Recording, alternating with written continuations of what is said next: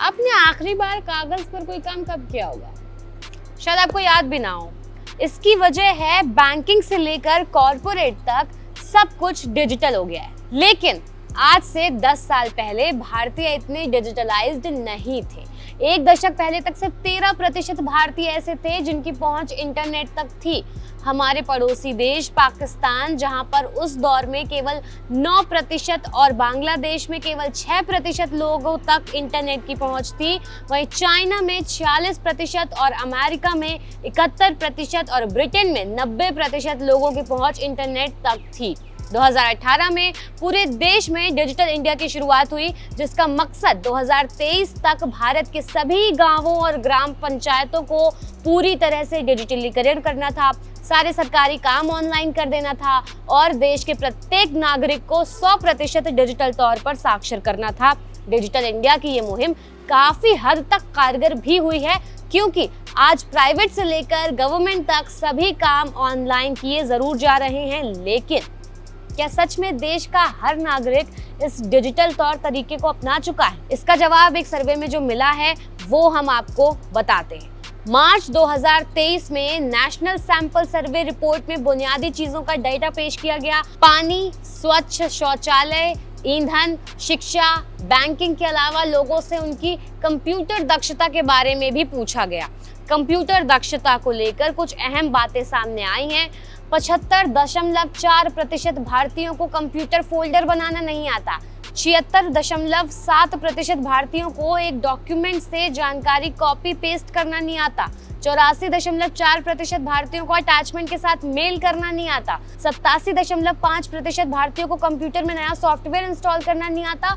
92.5% भारतीयों को एक डिवाइस में दूसरा डिवाइस कनेक्ट करना नहीं आता। 94.1% भारतीयों को स्प्रेडशीट पर काम करना नहीं आता। 94.9% भारतीयों को प्रेजेंटेशन बनाना नहीं आता। 98.6% भारतीयों को कंप्यूटर प्रोग्राम बनाना नहीं आता। यही वजह है कि जब कोरोना का टीका ऑनलाइन लगवाने की पहल हुई तो गांवों में लोगों को काफी दिक्कतों का सामना करना पड़ा। महात्मा गांधी राष्ट्रीय ग्रामीण रोजगार गारंटी योजना को जनवरी 2023 में पूरी तरह डिजिटल कर दिया गया। इसमें हर दिन प्रत्येक श्रमिक की 2 जियो टैग की गई तस्वीरें ऐप के सुपरवाइजर से क्लिक करके अपलोड करने का नियम बना दिया गया है। इस नियम से परेशान होकर कई महिलाओं ने अपना काम ही छोड़ दिया। वजह थी कि इन महिलाओं के पास ना तो स्मार्टफोन था, ना इंटरनेट की पहुंच थी। कुछ के पास स्मार्टफोन था भी, लेकिन इंटरनेट की पहुंच नहीं थी। हालांकि सरकार ने ग्रामीणों की इस परेशानी को देखते हुए इस नियम को पूरी तरह से ऑफलाइन कर दिया है। हैरान करने वाली बात यह है कि शहरी इलाकों में भी कंप्यूटर को लेकर लोगों में ज्यादा जानकारी नहीं है। नेशनल सैंपल सर्वे रिपोर्ट के मुताबिक 15% शहरी जनता में करीब 7.5% लोगों को एक ही डिवाइस से दूसरा डिवाइस कनेक्ट करना आता है। वहीं ग्रामीण इलाकों में केवल 4% यानी 4% लोगों को एक डिवाइस से दूसरा डिवाइस कनेक्ट करना आता है।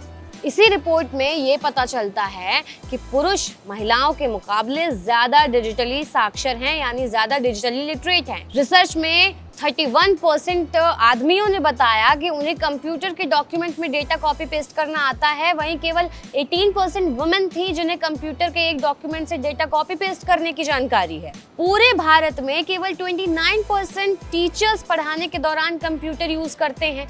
मदरसों में कंप्यूटर का इस्तेमाल सबसे कम है। वक्फ की तरफ से मान्यता प्राप्त स्कूलों में 7% टीचर्स कंप्यूटर की जानकारी थोड़ी बहुत रखते हैं। आदिवासी कल्याण विभाग द्वारा संचालित स्कूलों में 13% टीचर्स को कंप्यूटर की थोड़ी बहुत जानकारी है। वहीं सेंट्रल स्कूल्स में 79% बच्चों और सैनिक स्कूलों में 84% बच्चों को कंप्यूटर की अच्छी जानकारी है। इन स्कूल के टीचर्स को भी कंप्यूटर की जानकारी है। बता दें कि भारत के 40% से कम स्कूल्स में कंप्यूटर हैं और सिर्फ 34% के पास इंटरनेट है। डिजिटल इंडिया का दावा करने के बाद भी पूरे देश में इंटरनेट कवरेज लगभग 100 के करीब नहीं है। इसलिए कंप्यूटर को लेकर बेसिक पढ़ाई भी पूरे देश में नहीं पहुंच पाई है, जबकि पूरे देश में कंप्यूटर पहुंचाना डिजिटल इंडिया का हिस्सा रहा है। डिजिटल इंडिया शुरू होने के 1 साल बाद 10.6 करोड़ नए ग्राहक इंटरनेट से जुड़े हैं, लेकिन कोविड के बाद 2021 में 4 लाख सब्सक्राइबर्स की गिरावट देखी गई। यहाँ भी शहरी और ग्रामीण क्षेत्रों का बहुत बड़ा फर्क देखा गया था। देश के 85 करोड़ इंटरनेट उपभोक्ताओं में से 51 करोड़ शहरों में और 34 करोड़ गांवों में है। डिजिटल इंडिया की शुरुआत बीजेपी गवर्नमेंट ने की। हालांकि पहले की जो यूपीए गवर्नमेंट थी उसने भी देश को डिजिटल करने की कोशिशें की है। कांग्रेस ने ही ऑप्टिकल फाइबर नेटवर्क का नाम बदलकर भारत नेट किया है। यह एक राष्ट्रव्यापी ब्रॉडबैंड नेटवर्क परियोजना थी। तब की कांग्रेस सरकार का कहना था कि 2020 तक लोगों को 2 Mbps इंटरनेट की स्पीड दी जाएगी। इसके बाद बीजेपी ने कहा कि भाई 2 Mbps स्पीड बहुत कम है, 20 Mbps की स्पीड दी जाएगी। ब्रॉडबैंड स्पीड की परिभाषा 9 साल बाद फरवरी 2023 में बदली। अब इंटरनेट की मिनिमम स्पीड 512 kbps से 2 Mbps तक है। अमेरिका की बात करें तो वहाँ एक ब्रॉडबैंड कनेक्शन की मिनिमम 25 Mbps डाउनलोड स्पीड मिलती है। बीजेपी गवर्नमेंट ने हाल ही में कहा है कि भारत नेट ब्रॉडबैंड को सभी ग्राम पंचायतों तक पहुंचाया जाएगा। अभी 1.9 लाख से ज्यादा ग्राम पंचायतों को इंटरनेट की सुविधा दी जा रही है। मार्च 2023 में सरकार ने इंटरनेट कनेक्टिविटी को लेकर संसद में डेटा शेयर किया। इसके मुताबिक ग्रामीण क्षेत्रों में प्रत्येक 100 लोगों पर सिर्फ 38 इंटरनेट उपयोगकर्ता हैं, जबकि शहरी क्षेत्रों में 105 लोगों में से 100 लोग इंटरनेट यूजर्स हैं। भारत नेट के तहत हाई स्पीड ब्रॉडबैंड कनेक्शन की संख्या पिछले 2 सालों में 3 लाख तक कम हुई है। 2012 में कांग्रेस सरकार ने ब्रॉडबैंड के अधिकार को मान्यता देने की बात कही थी। संयुक्त राष्ट्र ने 2016 में इंटरनेट के इस्तेमाल को मानव अधिकार घोषित किया था। इसके बाद कई देशों ने भी इंटरनेट के इस्तेमाल को मानव अधिकार घोषित किया।